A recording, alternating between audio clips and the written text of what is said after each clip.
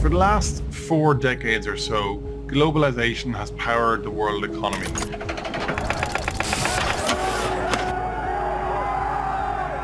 After the end of the Cold War, what really accelerated was the economic integration of big nations. As I signed the North American Free Trade Agreement into law, we are ready to compete.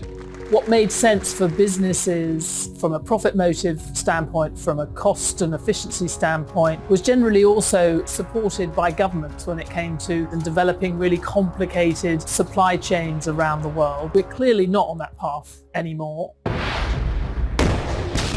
There's a lot of uncertainty about what is ahead. So right now, the world economy is said to be at something of an inflection point. It's a rethinking of globalization and to some extent a regionalization, and it changes everything. We are in the midst of a serious financial crisis.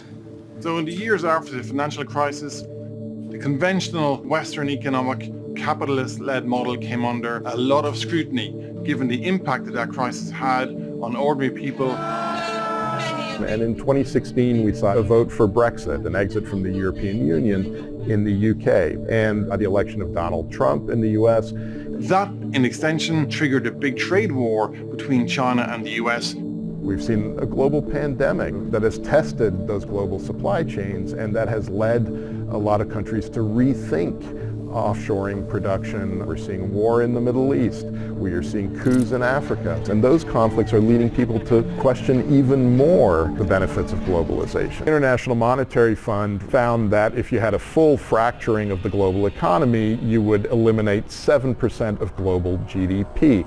That doesn't sound like much, but it is equivalent to wiping out the French and German economies together.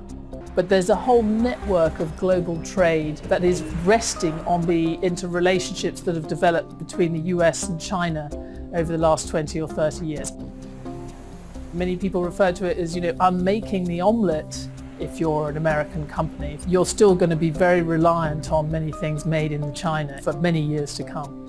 These connector economies, in some cases, have a long way to go before they have the necessary infrastructure in place: motorways, ports, electricity networks. These are all key features that global manufacturers want and need. China, of course, has excelled at that for decades. These other economies are now trying to catch up. We're at the very beginning of this story. The reality is we're not seeing the end of globalization, but we are seeing a reshaping of the global economy.